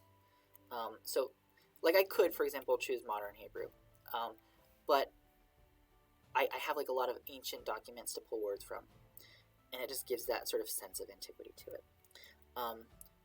which then makes me feel like Turkish and Tagalog fit less with that same vibe. But I want to resist that feeling, because it is a feeling, and I'm critical of it. There is antiquity to both of these languages as well, even if they're not sort of written to the same extent that they are with Hebrew, Sanskrit, and Greek. And I would like the sort of diversity that they add. Also, I like an odd number of sources. Before I was kind of thinking 4 would be a good number, but I kind of like 5 because it gives me more options. So I'm going to go with no for Arabic. All right, I'm going to take a quick break for about 2 minutes. I know we only have 9, is actually no, more like 7 minutes left in the stream as per its original set time, but we also started half an hour late, so if we go a little bit over, that's fine. It's 7, yeah. It's 1922, let's say back in 1925. Okay.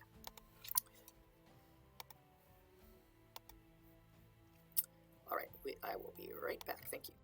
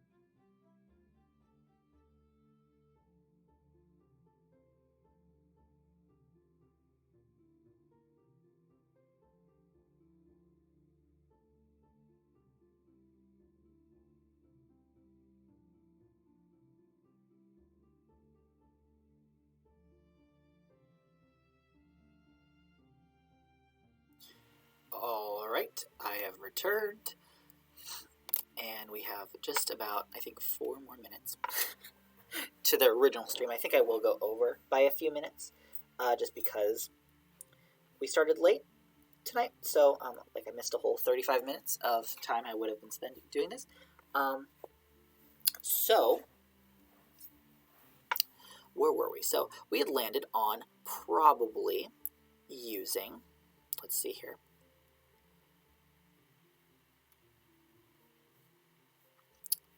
Koine Greek, Tagalog, Sanskrit, Hebrew, and Turkish. I think that is a good lineup. Good mix of languages I'm familiar with but want to kind of get back into, in the case of ancient Greek and Sanskrit and Hebrew, and languages I plan on learning more of. I do have a little bit of Turkish, but it's, as you could see earlier, it's been a while and I don't remember a lot, so basically treat it like new. And same with Tagalog, very little experience I would like to learn. So it's a good mix of familiarity, which is good for me to be able to, come up with words and use them intuitively, and newness, things I want to learn and can kind of benefit from studying the vocabulary of as I'm making this language. And I think the method that I described is I'm going to take words from those languages, put them into their sort of readout in my sound system as roots. If I'm getting a root word. If I'm getting affixes, I need to think a little bit more deeply about this. We'll talk about that next time probably. But write these out from my source languages, and then elect which one I want to be my word based on how compactly it fits the information, and secondarily how much I like the sound of it and how much I feel it fits the idea that I'm trying to get across with that word. So those are the languages I'm going to probably take from. As we go, I could maybe start borrowing from the language and decide that I don't want to use it anymore for whatever reason. It's my conlang, so I'm just going to allow myself to change my mind about this. That's why it's leaning yes rather than just a hard yes. I might decide that maybe I don't want, even though I want to learn, say, Tagalog, maybe I don't want to use it as a source anymore for whatever reason, or same with Turkish, or maybe I decide Hebrew is getting too complicated to use as a source based on my sound system or my grammar, and I don't want to use it anymore. Or maybe Sanskrit's just never giving me short enough roots. Just whatever it might be, I'm going to allow myself to change my mind. Now, what I did is I sort of wrote out the sound systems, at least the consonant inventories. I wanted to have more notes on the phonotactics and stuff as well. I didn't get the time to do that between last time and now. But I had some ideas for what languages I might take from. Now, it has changed. I have chosen some different ones, so they're not all going to be here, the ones I chose. But some of them are. So I want to take a look at them. So first I have Koine Greek. And this is Koine Greek's consonant inventory over here and vowel inventory over here. I don't have the two diphthongs here. I forgot to put those, but they're out and ew. But they might have already at that time actually been a sequence of a consonant, like a vowel and a consonant, like af and if. Depends on the dialect, but they should be here anyway. I will put them here actually. I need to actually have them both, don't I? Which means I need to add a row. I'll do that later. I said it verbally. So this is the sound system that I'll be working with Koine Greek. So some things are, there is a sort of, for short vowels, there are 5 vowels. It's a very common 5 vowel system, E, A, U, O, A, E, A, A, O, U, depending on what order you want to say them in. And then long vowels make another distinction. In long vowels, there's a difference between A and E, more open, although E comes from a diphthong, so it's always going to be clear in writing if I'm writing it here. The sort of gray italics is how it's usually transcribed from the Greek, based on what letters are used for that. Now you'll see there's a lot of like multiples here, because in ancient Greek, these were distinguished from each other, but when I say ancient, I mean Attic, classical ancient Greek, not Koine, common, spoken across the Hellenistic world Greek. in that Greek that I would be taking from, these all kind of coalesce to the same sound, which gives it a lot neater of a system. I think the classical system is also very neat, but in a different way. There are a lot more diphthongs of like oi, we, etc. A and I and stuff like that, that kind of coalesce into just sort of monophthongs here for the most part in Koine, which is nice. The other thing that you'll notice here, so these are the consonants. We've got a nice like m, n, ng. Ng is an allophone, really. It's actually not a separate phoneme. It's just N before a G. The thing is, it's written with a G. Usually it's double G for an ng. If you have an ng sound, it's ng. I had this here when I was going to give like the spelling of these, but the spelling is actually not different enough for me to warrant having separate rows for them. Pataka badaga, pataka badaga, saha, za, la, ra. But here we have aspirates here, and in classical Greek these were definitely aspirates. In Koine Greek, though, Koine, the aspiration in some dialects was tending towards frication, becoming fricatives. It happened slowly and at different rates in different regions, so I could choose a dialect, and depending on what that dialect does, I might end up with aspirated ones, or I might end up with fricatives. I kind of prefer the fricative route just aesthetically. I like the f, th, and ch sounds. Also, H was actually kind of at a marginal phonemicness at that point. A lot of dialects were starting to lose the h, a breathing that only really occurs at the beginning of words. So I might do away with this if depending on the dialect I choose, and then this ch kind of takes that place of the sort of back of the mouth fricative here. Guttural fricative, that's the word I was looking for. So I could kind of choose based on aesthetic, and I would probably choose the later in time period frication, because also the fricated versions are the versions, at least of f and ch. Those are actually not so much ch, because Latin tended to have these two sounds just be stops t and k, because Latin didn't have these sounds really. Very learned pronouncers of classical Latin would still differentiate this sound from a normal k, and this sound from a normal t. But p, at least, is pretty much always an f in loans out of Greek into Romance languages, for example. So I am probably going to just have these all fricate because they're easier to pronounce for me to distinguish. I don't need to worry about unaspirating my p's. Depending on what phonology I have, I'm going to think more about aspiration because of the other phonology I wanted to look at. But I'll choose and then go from there. But this is a nice vowel system. There is contrastive length, so I want to think about that. Do I want contrastive length? Now, I had Old English here as an option because I did have reasons why it could have worked as a language to loan from. It has a very different phonology. It does also have contrastive vowel length. It has a lot of diphthongs. Many of these monophthongize in Middle English, so I could kind of go that route of monophthongizing these the Middle Englishy way. But very different phonology, and I'm not going to go with Old English anymore, so I'm just going to delete this sheet. Sorry, goodbye Old English. I love you, but you're not going to be one of my source languages for this conlang. Goodbye. So next, Tagalog. I'm not as familiar with Tagalog, so there might be some mistakes here.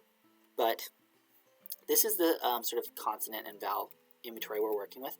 If we're excluding loans, particularly loans from Spanish, but also loans from Sanskrit, I would, if there's a loan from Sanskrit in Tagalog, I would probably just take the Sanskrit word that it comes from as my root instead of the one in Tagalog. But the sound system is pretty different from Greek. There's no aspiration difference. There's not a lot of fricatives. There are some that aren't in Greek, like sh. And there is a 5-vowel system with no length contrast. There's also a glottal stop that's phonemic to think about. So that's something else that I could be considering. Then I have Sanskrit. Now, Sanskrit works pretty differently. Here's Sanskrit. And as you can see, it has a lot of distinguished consonants. It is also very what's the word? Neat. It is very neat in that things are regimented in a very clear way. There's like a corresponding thing for most rows and columns, as Sanskrit is wont to be. There's also some contrastive vowel length in Sanskrit with e, u, and a.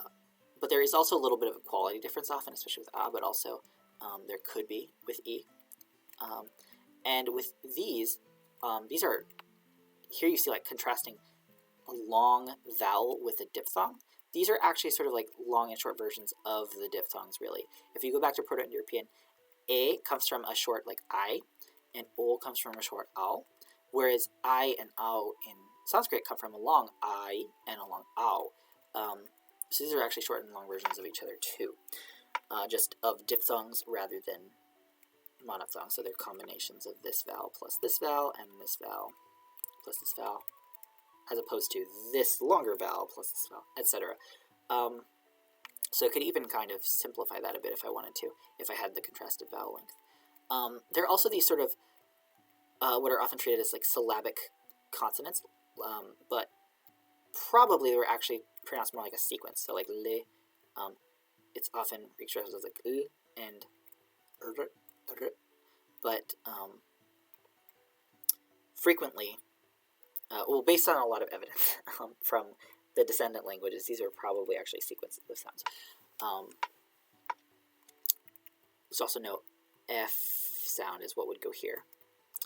But what you'll notice is there's an aspiration distinction all over the place. Also, I think technically some of these are allophones of N.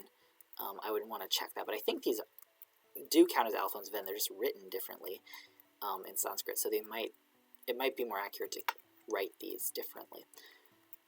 There's also retroflex. I didn't mention that, but there are retroflex consonants.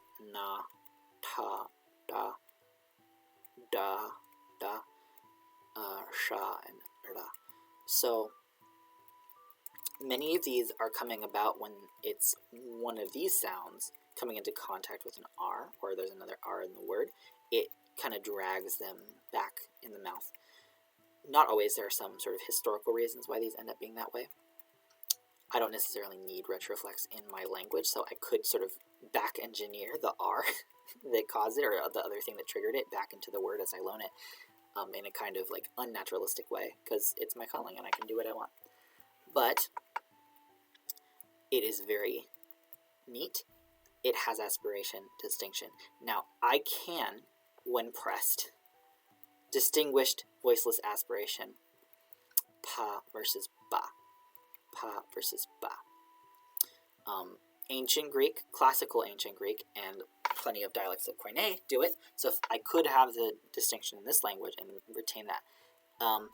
The thing is, these voiceless aspirates here are not as common because they often come from a sequence of one of these plus some kind of aspirate trigger consonant that comes from Proto-Indo-European. So they're not as common. And they also don't correspond to the Greek ones. These ones correspond in terms of relation to the Greek ones. The voiceless ones in Greek are actually voiced, murmured voice consonants in Sanskrit, and I struggle to pronounce these differently than the plain voice ones. Ba, ba versus ba. I'm probably not even doing it quickly. If you speak Hindi, Urdu, or one of the many Indic languages that has this aspiration distinction, you could tell me whether or not I'm making that distinction correctly. I really struggle to make this difference. I want to learn to make it because I do plan on learning Hindi. I studied Urdu a bit when I was younger, and I want to get into Hindi. And I would like to be able to pronounce Sanskrit more accurately. I can make out some written Sanskrit, and I can write Sanskrit. I used to be a lot better at it. It's been a while. But in terms of actually reciting it, I struggle to make this distinction. And there are a lot more words that are distinguished between these sounds and these sounds than there are between these sounds and these sounds, at least in Sanskrit. In modern Indic languages, it's a little bit more spread out in the ones that still distinguish the aspiration. So it's definitely a challenge. If I were to keep this sound system, I would want to think very strategically about what I wanted to do.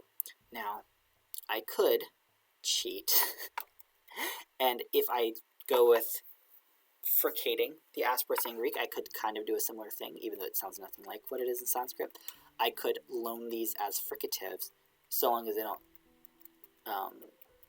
clash with these fricatives. So, for example, this could be like a v or a v sound. I would want to distinguish it from this v sound. This is a labiodental approximant v. It's like kind of like a W, but you make it as if you're going to say V. You just don't close it. It's like v. And this could be a dental fricative the if I wanted to, and this could be ra. There isn't a voice one. So these are voice. So these could be sort of the voice counterparts of these voiceless ones. It would not retain the original sound whatsoever, so it would be pretty different. And if I were to try to do this, I might want to try to force myself to learn to make this distinction.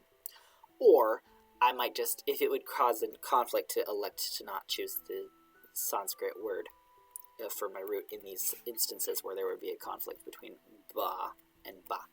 So that is something to think about with the Sanskrit phonology, is there are these sounds that I do struggle to distinguish a bit. And it would have to be either a learning curve of including it in my language or getting around the fact that it's not distinguished in my language with some kind of loaning strategy. Now, the next one I have here is actually Arabic, because before we got into this session and I talked it through, I was kind of leaning on Arabic because it's the language that I sort of have a little bit more motivation to learn. But I have decided to go with Hebrew instead. So this does not help me as much. The vowel system for Hebrew is different, and the consonant system is significantly different as well for Hebrew. So I am going to delete this, and between now and next time, I will add a Hebrew phonology page. I'm also going to add other information that's not on these, like phonotactics and like stress, accent, pitch kind of stuff as well. So let's look at Turkish. Turkish is another pretty neat phonology. It's not like all filled out in the same extent that Sanskrit was.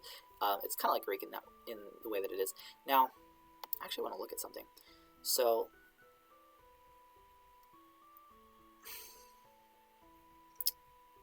there is significant overlap between the phonologies of Turkish and Tagalog in terms of the consonants. There are more distinguished consonants in Turkish than there are in Tagalog, but the vowel systems are pretty different. What we have in Turkish with the vowel system is we do have e, a, o, u, and the o and u can sometimes be more like the a and o that is in Tagalog. But there's also these other sounds, and they're also organized differently because of how they work with the vowel harmony. So how this works basically is there's front and there's back, and then there's close and there's open. And then with each pair of like front, these two are front and these two are back, there's rounded and unrounded. So unrounded and rounded. So in that sense, a is the back counterpart to a, and vice versa. And u is the rounded counterpart to a, and o is the rounded counterpart to r. So that's why they're listed in this kind of different way. And so that's the vowel system. So there's 8 vowels in Turkish. I don't know if I would want to distinguish all of them because not all of my other sources exactly have these. There's also no vowel length in Turkish, just like there was no vowel length in Tagalog. Depending on the era of Hebrew I choose from, there may or may not be vowel length that I'm going to distinguish. So I'd kind of want to decide, is my language going to have contrastive vowel length? If not, there will be mergers. If there is contrastive vowel length, then it's just not going to matter for a lot of words if they come from Turkish or from Tagalog. So that I have to think about it both ways. In terms of the consonants, we've got a good selection here. I think the thing that's similar between Turkish and Tagalog that I'm noticing is that they have, and Sanskrit also has, this row of, or I guess this column of palatal obstruents, affricates and fricative. Tagalog also had sort of palatal or like alveolar dental, or not alveolar dental, palatal dental affricates and fricative. In fact, they have the same ones. Tagalog doesn't distinguish B and V, whereas Turkish does, and Turkish also has F. Now, yeah, I think it's because Hebrew also has like some. Hebrew has sh in its phonology, sh. So that would also be a source for that. If I had this sound, Tagalog has sh. Sanskrit also has a palatal column, pretty robust one, of palatal consonants. I do think this is actually an allophone, I'm pretty sure, and I might be wrong. It is written differently, but I do think it's just N when it comes into contact with one of these. I can't think of a word off the top of my head that just has this in isolation. The main language that doesn't have this is Greek.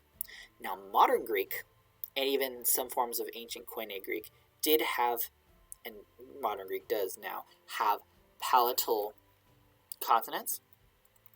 But in the Koine period, at the very least, they are allophones of the velars before front vowels. So if you have, for example, g before an e, it might become ge, which is a palatal stop. So that is something to notice, is that just Greek does not have a palatal, phonemic palatal column.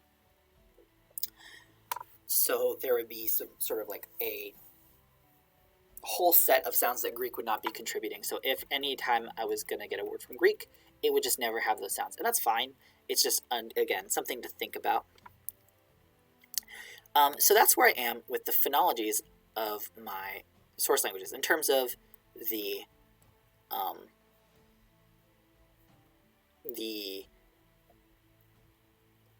consonants and vowels that exist in them. Next time, I want to talk about phonotactics. And I primarily actually want my phonotactics to not be determined by my source languages, although that will be a factor I'll think about. But what I need based on my system that I have. I talked about how verbs need to end with vowels, verb roots, which are going to be the roots of most things, need to end with vowels, so that I can have any consonant plus vowel for either my conjugation or my declension. So that is one thing to think about, is the phonotactics. They need to end in vowels. So if there's no vowel that the language is giving me, I'm going to have a system for determining what vowel it will be. Or I will have to try to work the phonotactics in a way such that it will give me vowels at the ends of my roots for verbs. I'll need to think of other things, like how many coda consonants do I need? I think I said I needed 6 at least for my 6 case endings. I might want more in case there's other kinds of endings I want for things. So that is what I'm going to be starting with next time. Phonotactics. So I'm going to see what questions I put on the note here. Keep in mind word class suffixes between root and cases, at least 6 legal coda consonants. Yeah, I'm thinking right. So I want to primarily make my decision based on that. And then secondarily, think about how the source languages that I have, how their phonotactics come into play. In terms of stress or pitch or tone, I kind of don't want that to come from my source languages. I kind of want to determine what that will be, since these are borrowings rather than me developing them naturalistically from the source languages. I think it would be fair for me to have an a priori system for stress, pitch, accent, whatever. Just whatever makes it easier for me to pronounce and sound nice to me. I'll probably end up with some kind of stress, tone, pitch that I like. I might be inspired by the languages that exist, though. I might still look at how they do it. But that's not going to be a huge factor for the phonotactics next time. At least I don't think it would be. It could be when I'm deciding what shape my words are going to be. I actually probably will think about that next time as well. But once I decide what my phonotactics need to be, I can then choose the consonants based on both of these pieces of information, provenance and my language's needs, to choose what consonants I'm going to have and distinguish, what that will mean. I'm going to write this. What will it mean for my source languages? As in, if I have only XYZ consonants, what happens, say, if my loan has an aspirated P in Greek or Sanskrit, and I don't have an aspirate, what does it become? Kind of thing, that kind of question.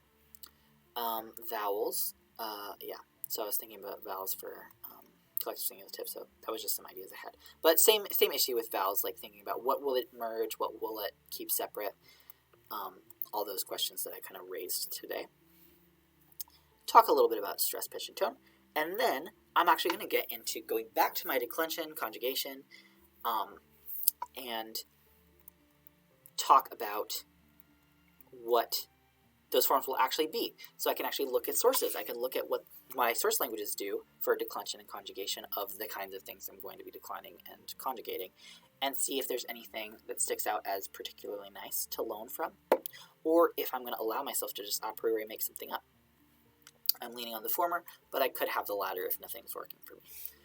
Alright, that's where I'm going to leave things. We stayed back actually 22 minutes past, but I was also 35 minutes later because of the power outage. So I'm going to stop there. Tomorrow, Yesterlore will be at the same time. We're going to be looking at some Old English estate document, and maybe some other stuff with Yesterlore tomorrow. Now, Saturday, like I've said before, the Saturday conlang with me is kind of in flux right now. Saturdays might be in the morning, actually, Pacific time. So I will update that for what time it will really be as soon as possible, but I'm thinking it's going to be sometime in the morning around maybe 10 a.m.-ish, maybe 10:30 a.m.-ish. We'll see. As soon as I know, hopefully tonight or tomorrow, that will be updated on Twitch if you want to tune into that. But that is all for tonight. Thank you very much for those who stuck through the stream, and thank you for the people who interacted and asked questions in the chat. I hope to see you in the next stream, and have a good night, day, afternoon, whatever it happens to be where you are. Thank you.